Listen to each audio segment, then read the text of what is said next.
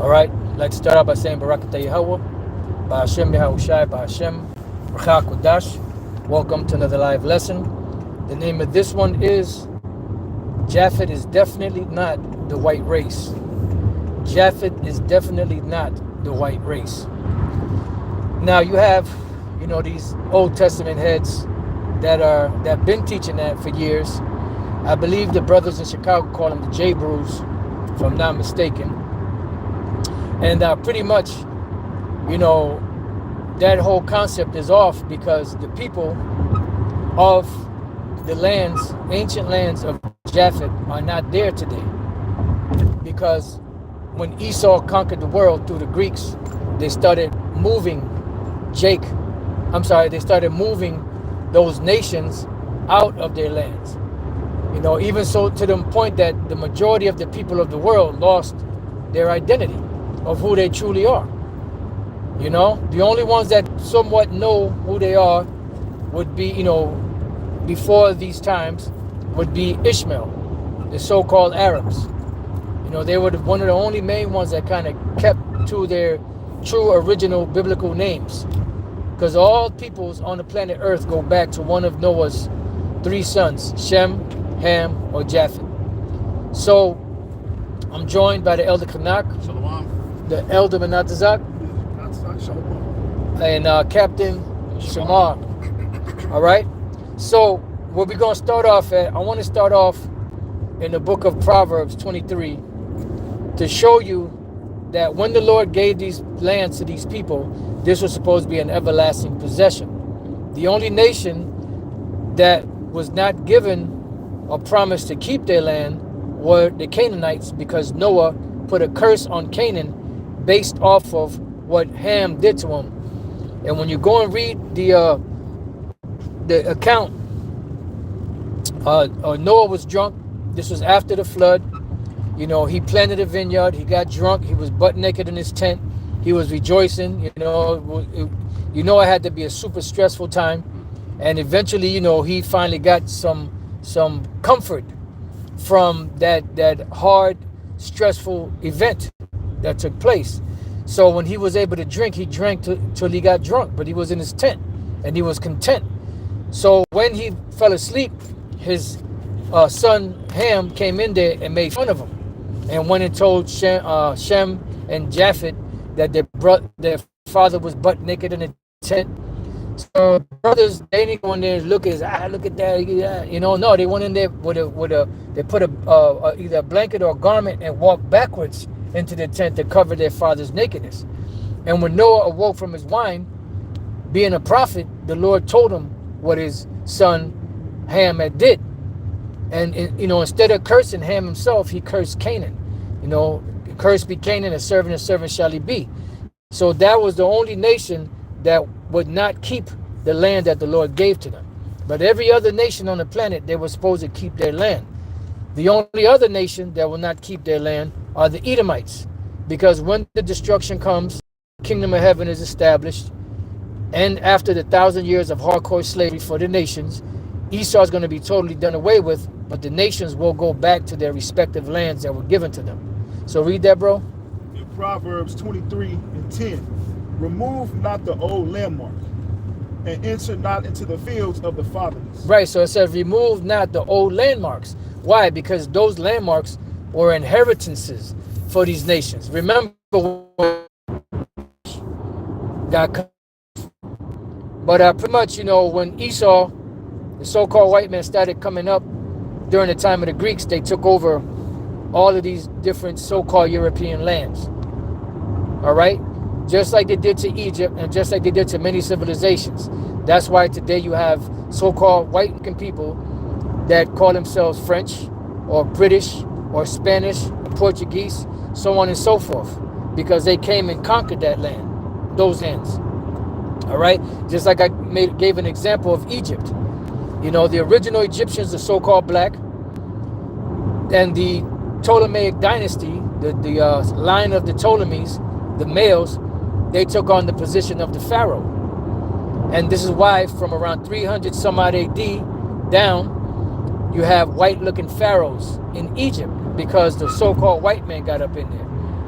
And they're not the original peoples of that land, but they portrayed themselves as being such. Just like today, you have the Egyptians today are really so-called Arab people, Ishmaelites, that conquered during the time or the reign of Egypt. Those are the, and I,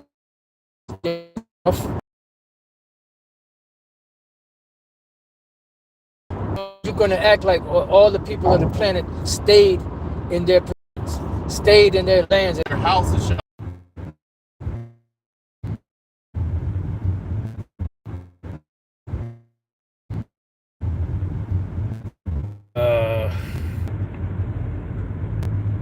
Okay, so we okay, so we did it. Yep. Salaki, we got a bad connection. Yep. Salaki, we got a bad connection. I'm reading it again.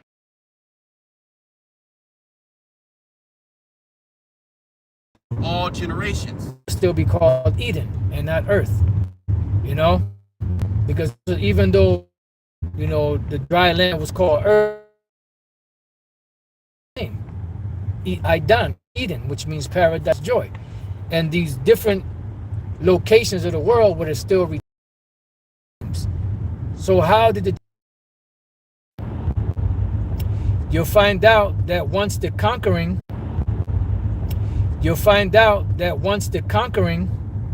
of those nations happened, the name started to change.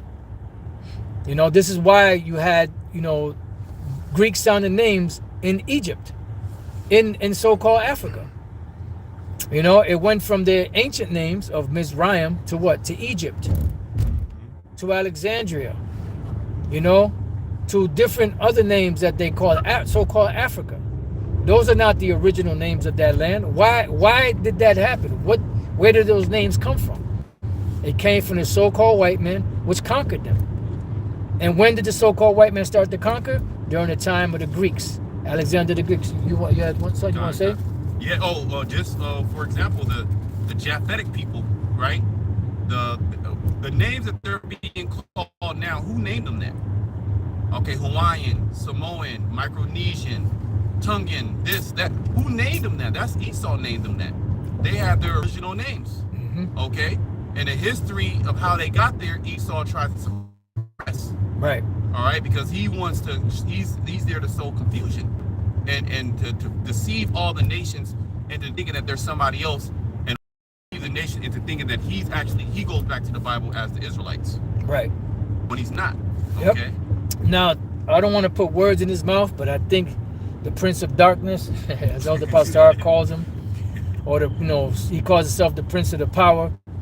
You know, I believe, if I'm not mistaken, you know, Elder Kanak was there, so he heard it, I believe. And he said that the Japhetic people had no knowledge of the sea or something like that, if I'm not mistaken. I believe he said something like that. It was kind of towards the end of the video. Yeah. I don't know if you remember. Yeah, I don't remember. Okay. Yeah. I believe that's what he said. But I think he did say something like that, now that you bring it back to the point. Because you made like a point, something after when he said that. We kind of looked at each other, I believe. Yep. You know? So now, matter of fact, I did send you something. Yeah, I'll bring that up. Because if you type in, I believe I sent you, I don't know if it was a still. Yeah, it's a still. Of the Minoan people. Because I typed in Google, were the Minoan people seafaring people or something along that. You didn't send me that one. You showed it up to me on your phone. Okay, can you type that in? See what comes out. Type in were the Minoan people, and let's see what comes up. Because if I'm not mistaken, I believe that's what he said. I'm wrong. Yeah, because you brought that point up. What is this guy talking about? You right. know?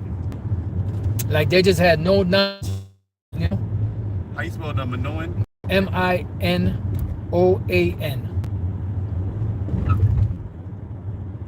Okay. Were the Minoan people seafaring people? All right, it's loading. Just bear with us. Yep. It says yes, and I highlighted. Google AI overview. Yes, the Minoans were a renowned seafaring people.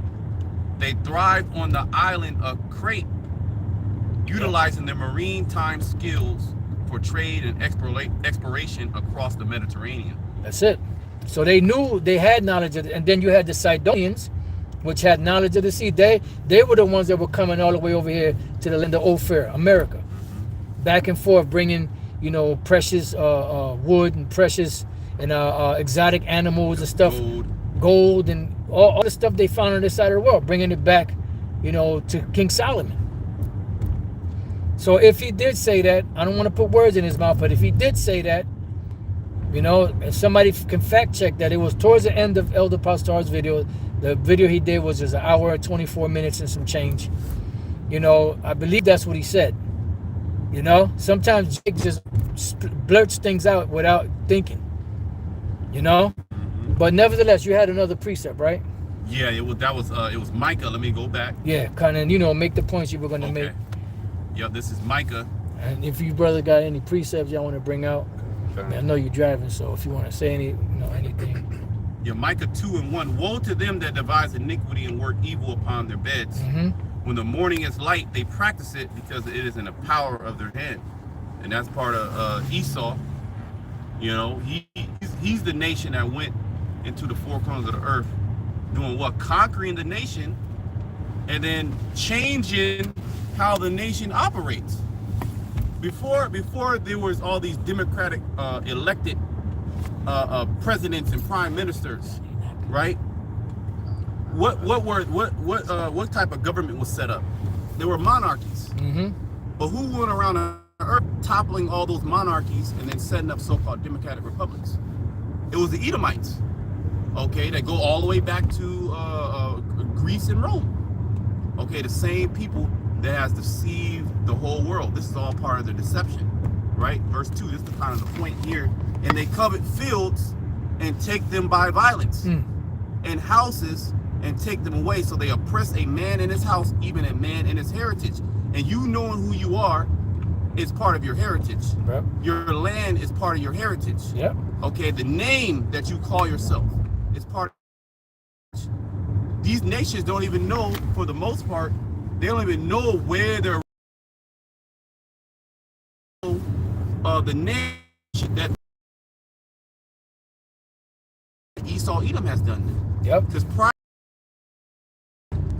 taking down all these nations, right, and beating them down, he just didn't say, okay, I'm gonna beat you down and you're just gonna be tributary. Nah, he changed everything. Yep. Right? He oppressed you. That's part of that oppression. Like you so-called Black, Hispanic, Native Americans, you don't even know that you go back to the Israelites. You lost that. All right, through the oppression, now you're being called Indian. All right, now you're being called Puerto Rican. Yep. Who gave you that title? Esau. All right, so he did that on purpose to lead everybody away from their biblical nationality. Because if you were able to tie everybody to a biblical nationality, then you would be able to tie him back to being Edomite. That's it. And you would be able to tie that back to the prophecies stating the Edomites and what would happen to them and what they would be doing. Okay? Yeah, and that's why they tell you the Edomites are done away with. But what you got? Yep, that was it. That was it, okay. Yeah, bring it out. Isaiah 25:7, and he will destroy in this mountain the covering cast over all people, and the veil that is spread over all nations. Right, and that's the covering is the lies. Because remember, the very first thing that Esau did when they came out of that prison sentence in Revelation the 20th chapter was what? Deceive period during the time of the Renaissance. That was a great time of deception. You know, but by that time there was a lot of changes that took place, you know, that was started by Esau, going all the way back to the Greeks and the Romans. All right, was that it on that? Yeah, that was it. Right, another one real quick. Bring it.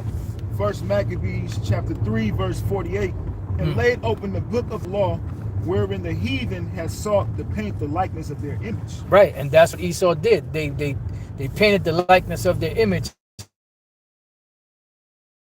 The Greeks, and they're also doing it. They also did it during the time of the Renaissance, and now it's to the point where they're being exposed, and they can't handle that because, you know, they've been so used to being the so-called superior people of the earth, you know, they can't conceive in their mind that they're not. They're actually the basest people of the earth, and that's what we're telling them. So that's why they got a problem with that. When they were on top and everybody was lauding them and praising them, they didn't have a problem with that. You know, pretty much we were just niggas, spick, spooks, wetbacks, or whatever. You know, but now that the truth is coming out and we finding out that he's the lowest of the low, now it's a problem. Yeah.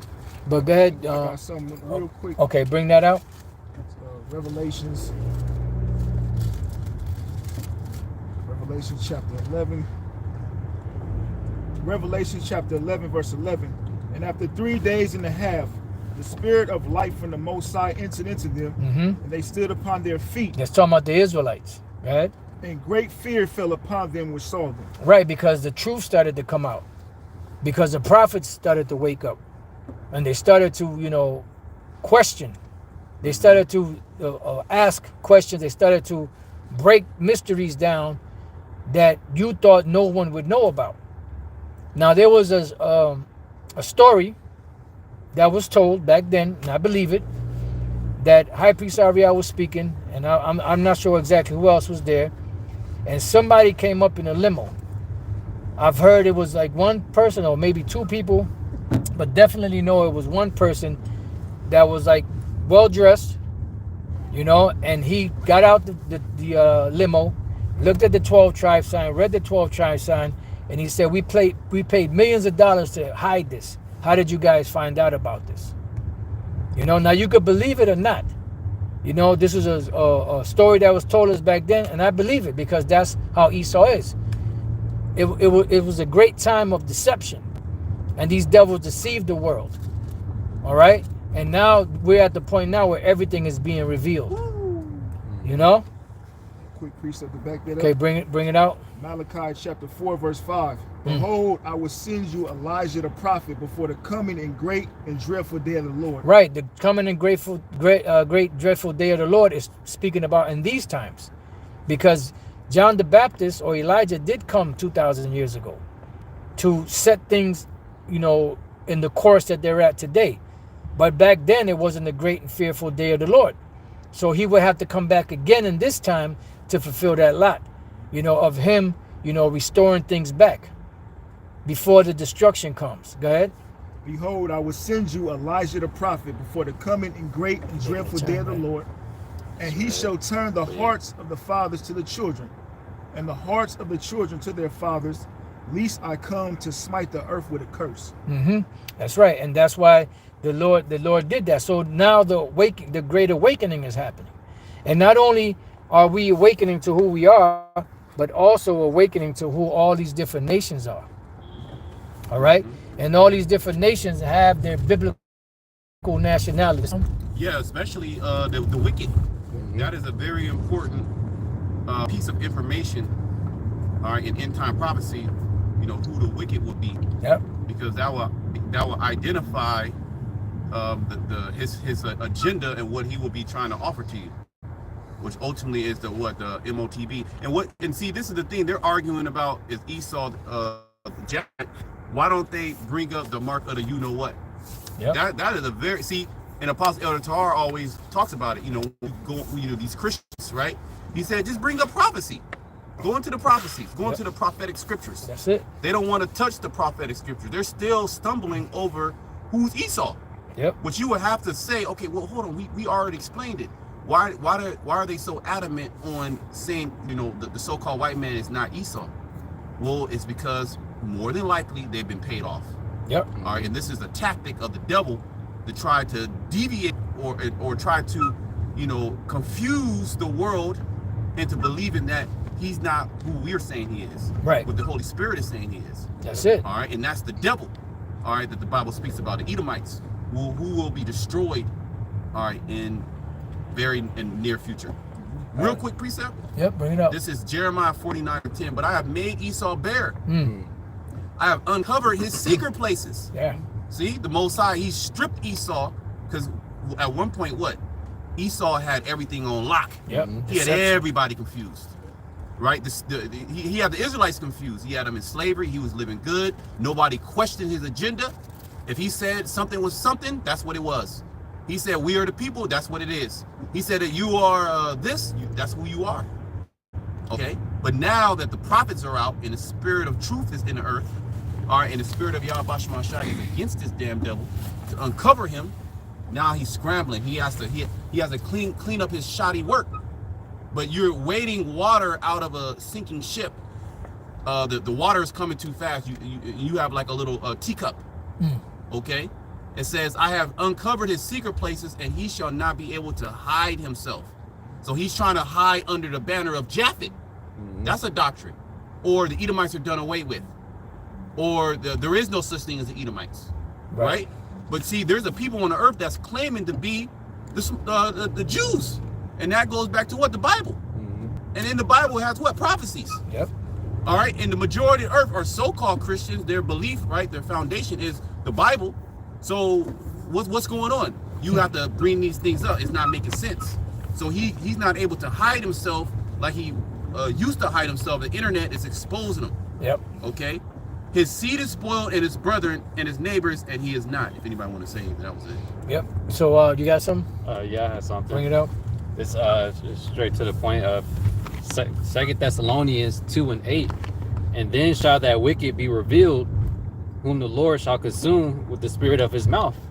You want to say And something? that's pretty much what the brother was going into right now. How now Esau's being revealed, and by the spirit of Yahweh Shem Yahushai mouth by the prophets. And that's why he tries to do everything within his power to get as far away as he can from being an Edomite. Because like the brother's been going into, when you look up the definition of Esau under the Zandervan Bible Dictionary, that's the main one who has great future judgment, who isn't going to receive any mercy. That's right. You know, and he knows that his judgment is coming. That's why he wants to be anything under the sun but an Edomite. That's right. I'll finish it for you. Okay. And then shall the wicked be revealed, whom the Lord shall consume with the spirit of his mouth, and shall destroy with the brightness of his coming. Yeah, and that's what he knows getting ready to happen ultimately. When the Lord returns, you're getting destroyed. And Esau, he doesn't want to be destroyed. So in his mind, him trying to portray himself as being everything else but an Edomite and trying to offset the prophecies, he believes in his bugged out mind that he's going to continue to rule. But the Lord has you in a trick bag, because you're still being set up for your great downfall.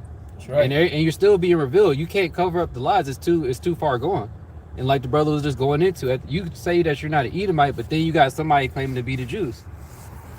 Right. Yeah, so you have a biblical nationality. So now the question is, who are the rest of the people? Because there's a table of nations. So who is Japhet?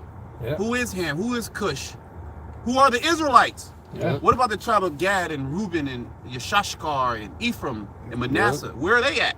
Well, he always goes into anti-Sim, where he always try to come against people. So if you're, like you said, you referencing that, then who are all the other nations in the scriptures? Because that goes back to the Bible. If you say somebody is anti-Shem, where's all the other nations that's in the scriptures then? And who is Sim or Shem? Yeah. And then who comes? You got to go into the lineage of Shem, because there's many Shemitic people. Yeah. So who are the other Shemitic people? See, that goes into, what is that? That second Ezra, I believe, is the 8th chapter, where it talks about that Inquisition is being made, right? With the word, the Inquisition is a period of intense questioning and investigation. He's never had to actually explain what things that he says. He could just say it, and that's what it is, because I'm the big bad white man and I rule the earth. But now the tides are turning, because the spirit of truth is against Esau. This is all prophetic, that he's actually being uncovered and discovered who the devil is. First, you have to be identify the problem before you get the problem out of the out. Like if you have an illness, first you have to identify what the root cause. That's it. Then the plan of action of the different herbs and remedies. Then only can you start to administer those remedies with confidence. And that's what's happening now. He's being exposed, and as we're reading, right, as he gets exposed and revealed, then what happens? The destruction comes. Yep. That's right. So is that it? Yeah, that was good. Bring it out. 2 Peter chapter 3, verse 1. This second epistle, beloved, I now write unto you, in both which I stir up your minds by way of I stir up your pure minds by way of remembrance. That's right. And that's the pure mind. In other words, stirring their minds back up to reawaken. And that's what's happening right now. I know there's a reawakening going on. There was a great deception that took place. Now we're at the point of revelation. We're at the point of, opening up the understanding. But the truth has been held down for a long time. Now it's being declared. Mm-hmm. And these devils don't like it. And that's why they don't, people that say that the so-called white man is Japheth, they're not really a threat. The only part that the small hats didn't like about Ron Dalton is that he's saying that that the so-called Negroes are Israelites, which they are Israelites. That's the part they don't like. But the part about Japheth being the so-called white man, they laugh at that. You got anything else? It says, I'll finish it up. It says, that ye may be mindful of the words which were spoken before by the holy prophets. Because we got to go back to the scriptures. We got to go back to the prophets. We got to go back to the prophecies. We got to go back to the history. And these things the scriptures say, to seek the old paths. To go back to the fathers. And they'll teach us. So we have to go back to the history because the whole world has been turned upside down. And the spirit of Yahweh Bashem El Shai, God is here turning it right side up. And letting you know what's right, what's what. And that's why, like Elder Paul Star said, we're not here to debate. You either going to listen or you're going to move on down the road. Because at the end of the day, the time is coming when the Lord is going to make it known who he's dealing with. He's going to make the truth known. And the truth is going to prevail, as we see it prevailing now, to the point where you have to, resort to demonization and slandering, false witnessing, to try to denigrate our character so that people won't believe what we're saying, because they can't come against the doctrine. Yahweh Shai said, "I will give you a mouth of wisdom that none of your adversaries shall be able to gainsay nor resist," and you're not going to be able to stop this truth. So it doesn't matter what you do. It says that ye may be mindful of the words which were spoken before by the holy prophets, and of the commandments of us, the apostles of our Lord. It says of the Lord and Savior. That's it. Any other precepts? One last one. Okay, bring it out. Jude verse 5. I would therefore put you in remembrance, though you once knew this, how the Lord, having saved the people out of the land of Egypt, afterward destroyed them that believe not. So what do the men of the Lord keep doing? They keep reminding you, bring you back to remembrance of what? Of what the scriptures are saying, what the history said, what the prophecies foretold, the things that happened back then. Like the Apostle Paul said, the things that were written aforetime were written for our learning, that we through patience and comfort of the scriptures might have hope. Because we are fighting for a reward. And that reward is coming, and we're at the time when the reward is going to be given. So all we got to do is endure to the end. And the other points of scriptures. That's it. Yeah. All right, so with that, we pray that you brothers and few sisters have been edified. Till the next time we say, Shalom. Shalom. Shalom.